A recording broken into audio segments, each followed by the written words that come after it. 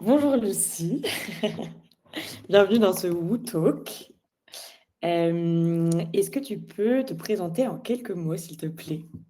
Oui, alors je m'appelle Lucie Dorn, je suis consultante conférencière, auteure et je fais aussi du coaching de dirigeants pour la conduite du changement dans les grandes entreprises. Je suis auteure du premier livre sur l'ingénierie du prompt, l'IA pour la formation. Je fais des conférences principalement sur l'IA, mais sur l'accompagnement des compétences et la conduite du changement.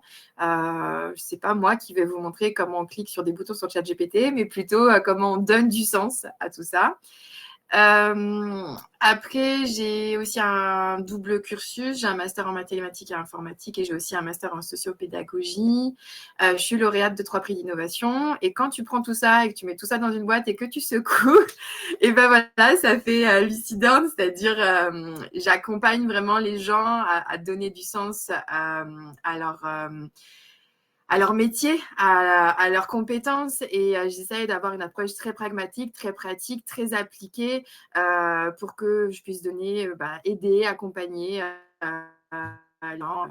dans leur montée en compétences d'une manière générale, plus spécifiquement en effet sur les sujets d'innovation. Trop bien. Merci beaucoup pour ta présentation. Donc aujourd'hui, on est ensemble pour échanger sur l'IA d'Ooclap. Et j'aurais voulu, avant de rentrer dans le vif du sujet, connaître un peu les défis que tu as, rencontrés avant l'IA de Ooclap aussi notamment. Bah, c'est vrai que en fait, ce que j'avais envie de te raconter, c'était plutôt un petit storytelling.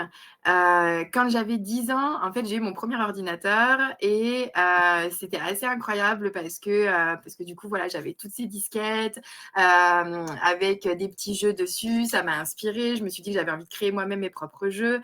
Donc, du coup, j'économisais sur mon argent de poche pour aller au marchand de journaux pour acheter un magazine, tu vois, un peu du type PC Mag. Du coup, je recopiais à la main des bouts de code dans du Bash et puis je tapais mon code et à un moment, je réussissais à faire des trucs. Et donc ça, c'était vraiment génial. Et puis après, comme je t'ai dit tout à l'heure, donc j'ai fait un master. Après mon premier master, j'ai fait un master en mathématiques et informatique parce que ça me paraissait inconcevable de ne pas savoir parler aux machines dans un monde où forcément on allait travailler toute notre vie avec les machines. Euh, donc bien avant qu'aujourd'hui on puisse parler aux machines en langage naturel. Et donc du coup, dans ce master-là, en fait, je suis un peu tombée de haut parce que malgré le fait que j'ai toujours été une passionnée de la tech, malgré le fait que j'ai toujours un peu mis les mains dans le cambouis, etc., apprendre tous ces langages de programmation, ça a été super compliqué. Et c'est surtout que j'avais ce souvenir de moi quand j'étais très jeune qui faisait du code sans aucun problème. Et puis moi, à 20 ans, 10 ans plus tard, qui a galéré. Franchement, ça a été dur. Euh, et pourquoi parce que entre mes 10 ans et mes 20 ans, il y a 10 ans qui se sont écoulés et que 10 ans dans le monde de l'informatique, c'est énorme. Et puis aujourd'hui, finalement, j'ai un peu l'impression de revivre mes 10 ans parce qu'aujourd'hui, c'est simple, c'est accessible, l'IA, c'est vraiment simple. Enfin, moi, je n'ai pas de défis aujourd'hui personnels avec l'IA. J'ai d'autres défis, j'ai des défis de compétences, défis sociétaux, etc. Mais je n'ai pas de défis avec l'IA parce que c'est simple. Mais par contre, si les gens qui nous regardent maintenant attendent comme moi j'ai fait une dizaine d'années et certainement moins, parce que plus on avance, plus ça va vite, malheureusement, si vous attendez trop, là, il y aura des défis. Parce que les vrais défis ils vont être dans quelques années où finalement l'IA va devenir moins accessible, plus compliqué, plus élitiste, etc. Donc, pour moi, le vrai défi, c'est de faire comprendre aux gens que maintenant, c'est maintenant, c'est tout de suite. Il ne faut pas qu'ils attendent de prendre le train parce que le train, il est déjà parti et à un moment, ils ne pourront plus le rattraper, quoi. Voilà. Effectivement. Oui, ce que tu dis, c'est très vrai. Il faut s'y mettre maintenant.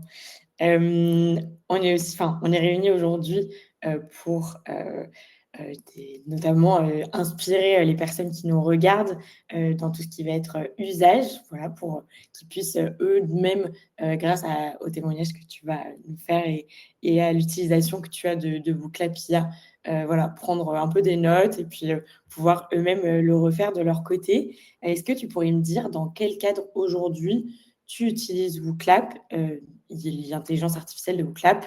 Est-ce que c'est plus pour des formations, des conférences? Voilà. Est-ce que tu utilises pour tout? Voilà, je suis Mm. curieuse. Déjà, il faut savoir que j'ai un passé avec WooClap parce que ça fait, je suis une de vos premières clientes. Oui. Et je suis pas franchement quelqu'un de fidèle au logiciel. OK. Il y a peu de logiciels auxquels j'ai été fidèle sur ces 10 dernières années d'ancienneté. Mais il y a quand même des logiciels enfin des logiciels ou des outils online comme le vôtre, mais il y a des outils qui font sens pour moi. Et bah, du coup, WooClap en fait partie. C'est pour ça que j'accepte volontiers de participer maintenant. Mais par contre, c'est pas parce que je l'utilise depuis longtemps que je l'utilise tout le temps et pour tout. Donc déjà, j'ai pas cet usage-là parce que j'étais assez à remonter ces dernières années, quand il y a eu un peu l'avènement des quiz et que tout coup, il fallait faire des quiz, il fallait mettre des quiz, il fallait mettre des quiz. Enfin, je ne sais pas pourquoi, c'était une espèce d'euphorie. Il fallait mettre des quiz digitaux partout, tout le temps. Mais en fait, ce qui est important, ce n'est pas le quiz. Ce qui est important, ce n'est pas l'outil. Ce qui est important, c'est la pédagogie. Donc, si ça fait sens dans ma pédagogie, j'en mets. Si ça ne fait pas sens, j'en mets pas. Donc ça, c'est mon premier point. Après, j'utilise WooClap, mais pas tout le temps l'IA de WooClap non plus. Donc, c'est pareil, c'est une surcouche, l'IA. Bah, quand j'utilise WooClap, des fois, je n'ai pas besoin d'IA, je n'utilise pas. Voilà. Donc, ça, c'est pour mon deuxième point. Donc, on arrive à celui qui t'intéresse. Quand est-ce que j'utilise l'IA de WooClap? Bah, quand ça fait sens par rapport à mes usages. Donc, je vais donner des exemples. Par exemple, si je dois faire une petite évaluation alors plutôt sommative que formative, mais je vais me dire, tiens, je vais aller charger mon contenu de cours et puis je vais mettre cette petite évaluation entre chaque partie juste pour vérifier qu'il y a les acquisitions. Donc, bah, je charge mon contenu de cours dans l'IA de WooClap, je demande à l'IA de WooClap de me générer les questions, elle me génère les questions, je fais des modifications parce que c'est jamais parfait, c'est normal, c'est une IA générative, donc ça peut pas être parfait. C'est pas lié à WooClap, c'est lié au modèle. Donc, je fais mes modifications, je fais mes corrections. Et puis là, j'ai une petite évaluation que je peux intercaler dans mes formations. Alors, il faut savoir aussi que j'ai la chance depuis quelques années d'être mise un peu sur tous les bêta-tests de WooClap. Donc, moi, mon outil chouchou en ce moment, c'est les Woo Agents, donc en gros, ce qu'on appelle des agents. Ça, c'est vraiment cool. Enfin, franchement, pour moi, autant les quiz dans WooClap, pour moi, c'est la base de ce qu'on devrait trouver dans un outil d'évaluation avec une surcouche d'IA. Voilà, c'est la base.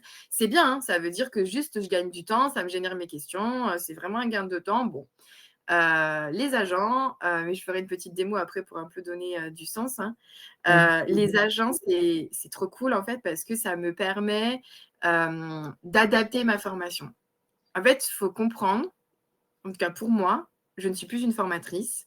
Je suis plutôt, même quand je suis conférencière, hein, c'est pareil, parce que je peux utiliser des agents en conférence, je suis devenue une facilitatrice.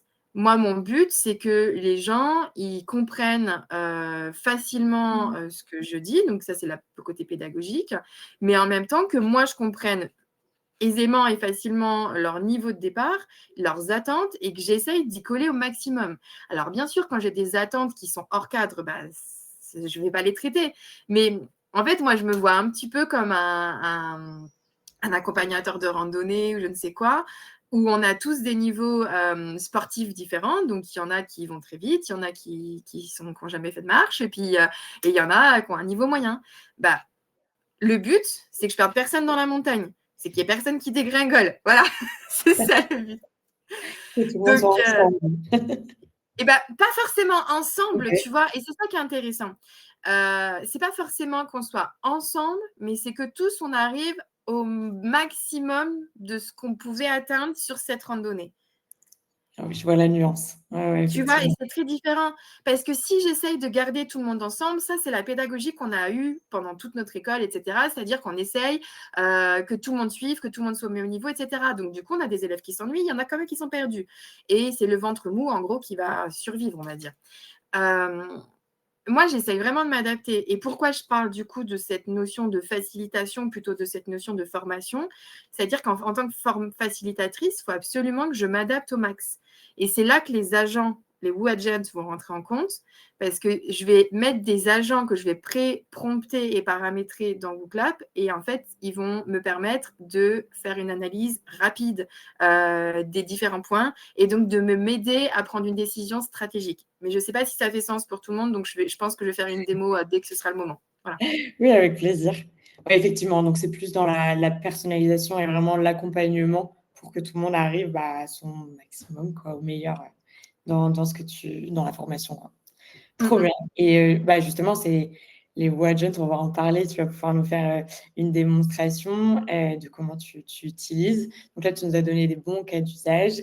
Maintenant, est-ce que tu peux nous montrer, en partageant ton écran, s'il te plaît, un cas d'utilisation précis juste pour information, les Woo Agents, comme disait Lucie, c'est quelque chose qui est en bêta testing.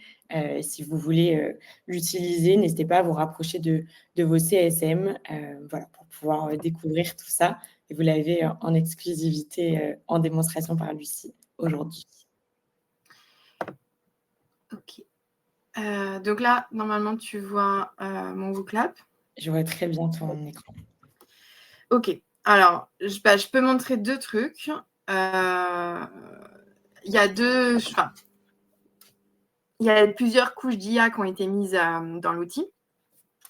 Alors, celle que je vais vous montrer, c'est celle dont j'ai parlé au début sur la génération automatique de quiz à partir d'une ressource. L'idée, moi, si tu sais, Emeraude, tu le sais, moi, j'aime pas du tout, mais vraiment du tout montrer comment on clique sur des boutons. C'est pas mes valeurs. Donc, je vais vraiment le montrer rapidement, mais je pense que voilà, c'est juste pour que vous preniez conscience un peu de ce qu'il y a. Mais l'idée, c'est que j'en suis sûre que vous allez vous-même faire votre propre expérience et que ce sera voilà, beaucoup mieux que ce que je vais montrer. Et par contre, je pense que sur les Woo Agents, là, je peux apporter de la valeur parce que j'ai des usages qui sont très liés à l'ingénierie du prompt. Donc, soit dans la couche IA avec la génération de questions, donc j'ai créé sur nouvelles questions et dans nouvelles questions, il y a créé à l'aide de l'IA. Ok. Donc, dans créer à l'aide de l'IA, il y a plusieurs. On peut importer différentes choses, documents, textes. On peut même dire, voilà, détailler une espèce de thématique, mettre un lien YouTube, mettre un lien Internet ou mettre un contenu audio-vidéo.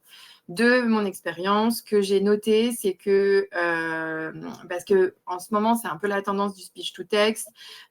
Donc, on imaginerait, moi, je vois en formation, des fois en session, quand je montre l'outil, on me dit, ah, bah oui, je voudrais mettre mon speech, en gros, mon audio de ce que j'ai enregistré en amphithéâtre pour le mettre en WooClap. Alors, je pense qu'il faut juste remettre l'église au centre du village. WooClap, c'est un outil d'évaluation, c'est pas un outil de speech-to-text.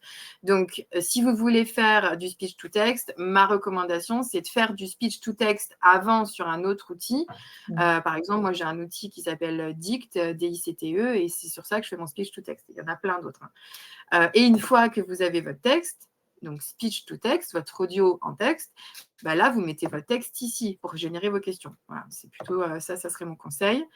Les liens, pareil, il faut mettre un lien, mais vers une page précise. C'est pas un lien général. Hein. Si vous voulez faire une étude de marché sur Carrefour, vous n'allez pas mettre www.carrefour.fr. Hein. Une étude de marché ou des questions sur Carrefour, peu importe. Les vidéos YouTube, ça marche plutôt bien. Là, je pourrais faire une démo avec un lien YouTube d'une vidéo que j'ai prise. Et puis, vous pouvez charger un document, PDF, PowerPoint, etc. Bon, voilà, je vous laisserai découvrir par vous-même.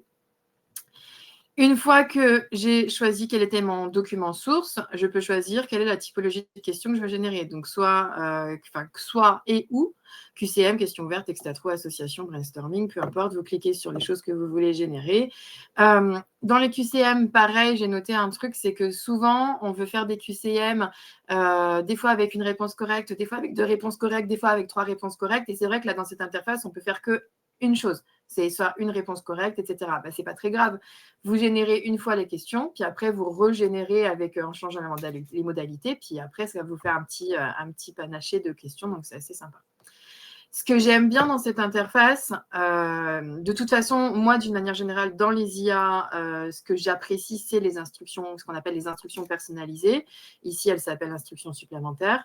Ce que je trouve intéressant, c'est donner du contexte, donner du sens. Si vous vous dites, en fait, je voudrais vraiment une évaluation de tel niveau ou de tel type ou des questions tournées d'une certaine manière, c'est là qu'il faut le mettre. Je donne un exemple, quelque chose auquel je pense et quelque chose auquel on se confronte souvent.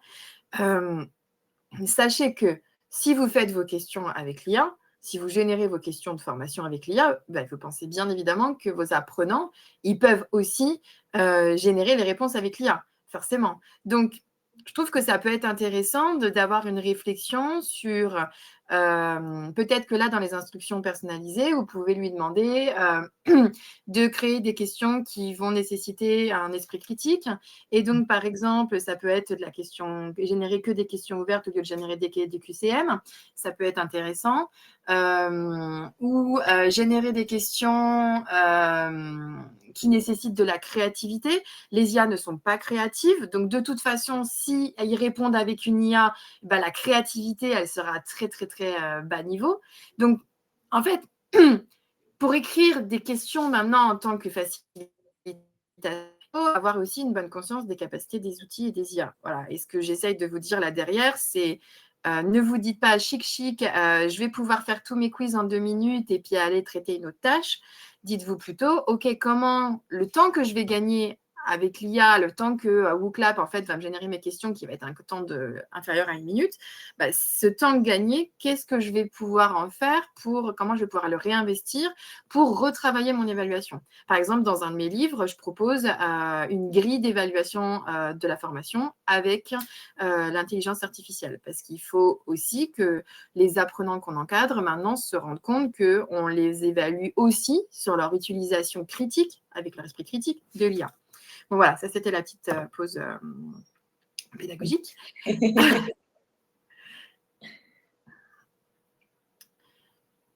Et donc, une fois qu'on a lancé, voilà, ça a vraiment pris quelques secondes, on a bien les questions qui sont créées, on peut faire les modifications qu'on veut, on peut cocher, décocher. Donc, pareil, je disais, en fait, on veut plusieurs bonnes réponses. Donc, soit on demande à l'IA de générer, ou soit moi-même, là, quand je coche les cases vertes, ça veut dire que je crée des bonnes réponses. Bon, bref. Tout ça, c'est pas des trucs, moi, que je trouve... Enfin, je pense que vous pouvez vous gérer tout ça sans moi. En tout cas, voilà, je voulais un peu montrer ça dans son ensemble. Ça, c'était pour la partie surcouche IA dans les questions. Et ce que je trouve, moi, super cool, c'est la partie surcouche IA agent. Donc, ce n'est pas dans l'interface, là, l'interface de créer une nouvelle question. En fait, c'est quand on a la question, donc quand on a créé sa question, donc qu'elle soit créée ou non avec l'IA, peu importe. En fait, voilà. Moi, ma question, c'est celle-là. Je vais vous la montrer. Hop. Alors, c'est une question auquel j'ai déjà eu des réponses parce que c'est une session que j'ai déjà animée. Moi, mon besoin aujourd'hui, c'est que j'ai des sessions avec quand même beaucoup de participants, entre 15 et 30. Et comme je vous l'ai dit tout à l'heure, au tout début, je voudrais collecter les attentes de mes participants. Bien sûr que j'envoie un formulaire avant la formation pour collecter les attentes, mais comme vous le savez très bien, j'en ai les 3/4 qui ne répondent pas. Et donc, je m'évertue à quand même collecter les attentes de ceux qui n'ont pas répondu en début de session, de manière à être sûr qu'il n'y aura pas d'attente déçue, qu'il n'y aura pas d'attente trop basse, mais en même temps, s'il y a des attentes très hautes, ça veut dire que ce participant-là, il a peut-être un bon niveau en randonnée, donc il faut que je puisse l'emmener aussi haut que je peux, dans la différenciation pédagogique que je vais pouvoir faire. Et donc, cette curation des attentes, elle est super importante. Le problème, c'est qu'en fait, j'ai beaucoup d'attentes qui tombent et je ne peux pas passer un quart d'heure à tout lire, à tout analyser, etc. Et c'est là que les agents ils rentrent en compte. Donc, je vais dans ma question. Donc, ma question, c'est quelles sont vos attentes pour votre formation? Et en fait, je sais qu'il y aura 3 catégories. Je vais créer une catégorie attente, synthèse et objectif pédagogique. Si on veut voir, c'est là. Attente, synthèse et objectif pédagogique.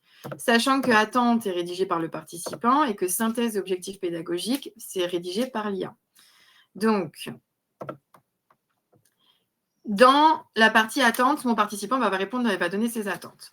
Puis, je demande à l'IA, fais une synthèse, donc synthétise les attentes des participants, reste dans le détail, ne généralise pas trop, mais regroupe les idées qui vont ensemble. Ça, c'est le début du prompt que je mets à Synthesia.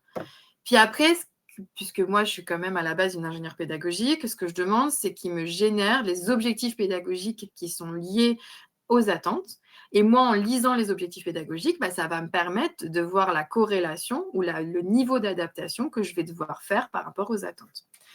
Donc là, c'est simple, le prompt, c'est à partir de la colonne synthèse, propose-moi des objectifs pédagogiques selon la taxonomie de Bloom. Malheureusement, si vous voulez des bons résultats, on ne peut pas se contenter d'écrire une ligne. Je vous rappelle que quand je faisais mes études en informatique, on parlait aussi aux machines et on écrivait des pages et des pages.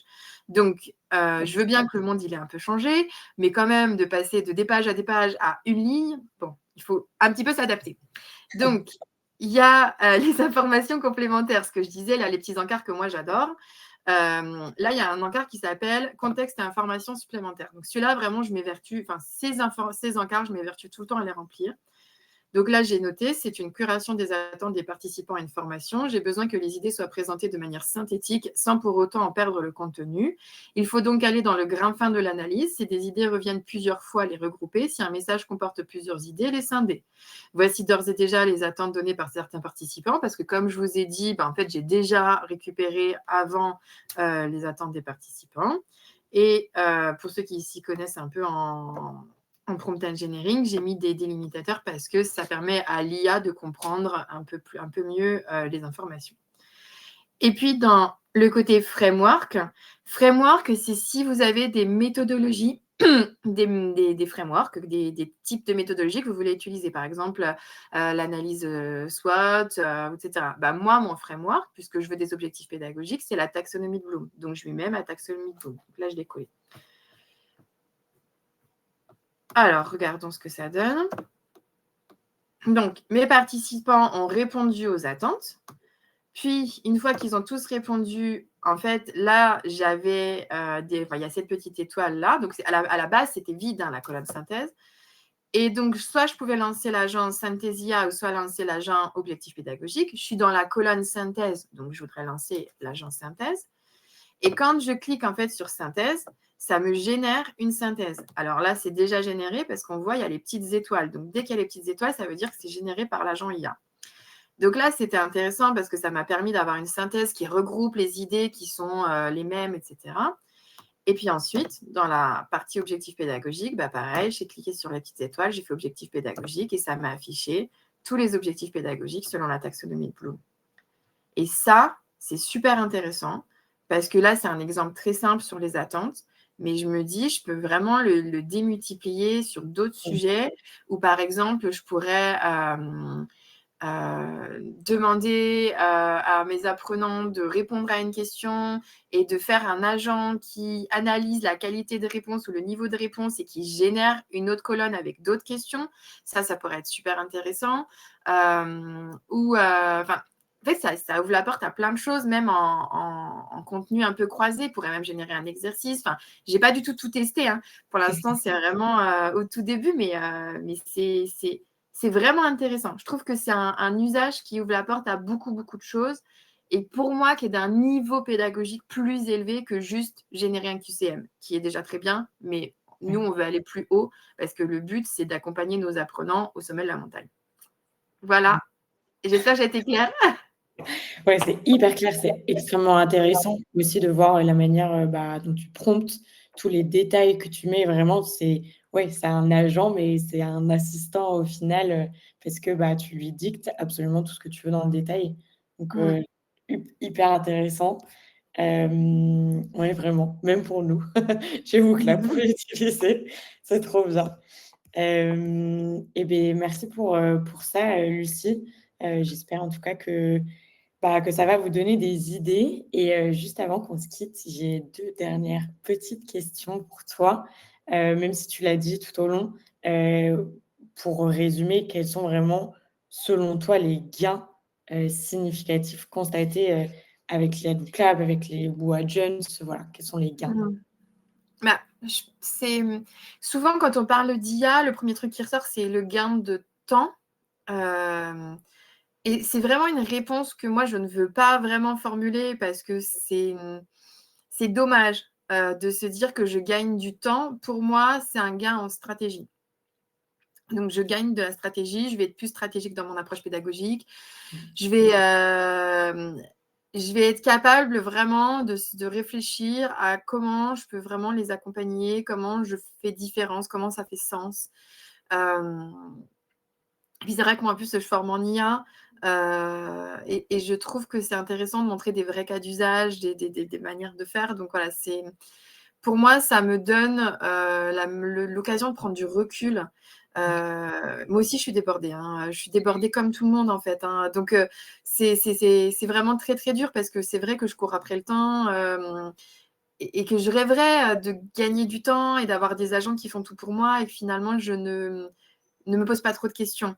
Mais malheureusement, c'est bien parce que l'IA me permet de gagner du temps que je dois encore plus me poser des questions sur mes compétences. Qu'est-ce que je vaux? Si tous mes apprenants peuvent me demander tout à ChatGPT, qu'est-ce que je vaux? Qu'est-ce que je vaux vraiment? Et c'est rigolo parce que quand j'ai sorti mon premier livre avec un peu tout mon savoir sur l'IA en formation, on m'a dit, mais t'as pas peur en gros, de te faire piller ton savoir, etc. Mais je ne pense pas. Si le livre que j'ai écrit, là, il a été réédité cette année, mais que j'ai écrit l'année dernière, il est la somme de tout ce que je vaux, alors je ne vaux pas mieux que ChatGPT.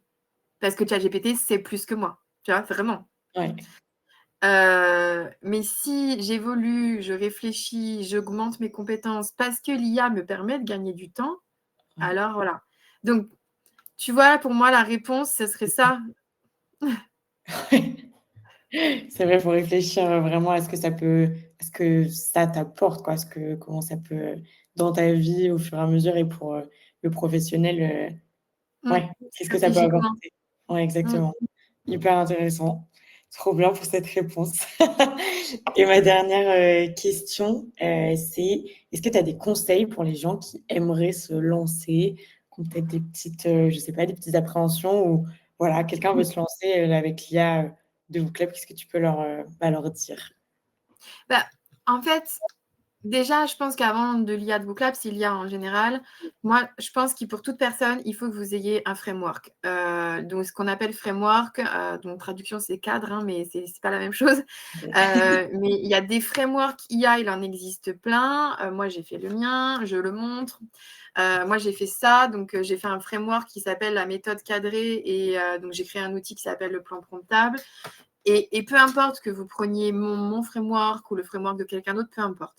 Ce qui est important, c'est que vous compreniez qu'il y a une manière de parler aux machines et que ce n'est pas parce que vous pouvez lui parler comme si c'était votre facteur ou votre voisin ou j'en sais rien que c'est comme ça qu'il faut leur parler. Et quand on comprend comment on parle aux machines, en fait, on comprend très bien comment utiliser l'IA de Book Lab. Par exemple, sur les agents. Je ne me suis pas une seule fois posé de questions en paramétrant mes agents. De questions de qu'est-ce que je dois mettre, etc. Parce que je sais comment on parle à la machine. D'ailleurs, Emeraude, tu sais le modèle qui est derrière ou pas? Il faut que je redemande. Ça m'intéresse. En fonction des modèles d'IA qui sont utilisés, on peut parler plus ou moins différemment, mais de toute façon, peu importe que ce soit un modèle de champ anthropique ou un modèle de chez OpenAI, d'une manière générale, ce sont des LLM qui sont sur un modèle transformer à la base. Donc, du coup, c'est des modèles auxquels on parle un peu de la même manière. Mon dernier conseil, c'est arrêter d'être feignant. C'est ce que j'appelle les pivers. Vous savez, quand on est pivert, on est tous des petits pivers. On est tous feignants. Hein. C'est pas vous moins que moi ou moi moins que moi plus que vous. Vous savez, c'est le truc du plat cuisiné. On met dans le micro-ondes et puis clic, clic, clic. Et puis, on a notre plat en 2 minutes. C'est tous ces trucs faciles où on se dit la flemme. bah, dès qu'on se dit la flemme, on est en mode pivert. Et dès qu'on veut faire un truc vite, on est en mode pivert. Donc le clic, clic, clic, là, le truc de tiens, je demande à ChatGPT ou je demande à Perplexity ou je demande à Mistral de me faire telle chose et puis je copie-colle et puis basta, ça c'est du mode pivert. Dès que vous êtes en mode pivert, vous ne montez pas en compétence. Si vous souhaitez monter en compétence, il faut que vous y investissiez de l'énergie. Et donc ça, c'est plutôt ce que j'appelle le mode panthère avec le côté observation, prise de recul, etc. Donc, soit vous vous dites, chic, WooClap fait mes quiz à ma place, je ne me remets pas en question dans ma pédagogie, je ne me remets pas en question dans mon approche, je veux juste gagner du temps parce que je suis sous l'eau. Et comme je vous l'ai dit, on est tous sous l'eau. Ou soit vous vous dites, non, c'est le moment pour moi de prendre du recul, de tester des usages, de tester des approches, parce que je me rends compte que mes apprenants, ils utilisent tous l'IA, mais ils font tous n'importe quoi. Moi, je les ai, les étudiants de master, c'est une catastrophe. Ils vont être dans nos entreprises bientôt, ils ne savent absolument pas utiliser l'IA. Je suis scandalisée, j'ai entendu répéter encore et encore dans ma session, c'est demande à chat. C'était déprimant pour moi. Donc, si ce n'est pas vous qui accompagnez aujourd'hui les gens, et si vous-même, vous ne vous accompagnez pas, en fait, où est-ce qu'on va dans la montée en compétences? Bonne question. Très bonne question, effectivement. Oui, mais ça clôture bien ce WooTalks. Une question ouverte pour que tout le monde puisse réfléchir, hyper intéressante par rapport à ça. Et bien, écoute, Lucie, merci beaucoup pour ton temps aujourd'hui. Les cas d'usage que tu nous as donnés, ils sont pleins de valeur. Vous pourrez réfléchissez, comme a dit Lucie, sur la manière dont vous formez et aussi comment vous pouvez être un peu aidé par les assistants. Mais c'est d'abord vous et après tout ce qu'on a mis en place avec les agents IA, avec IA WooClap et l'IA en général.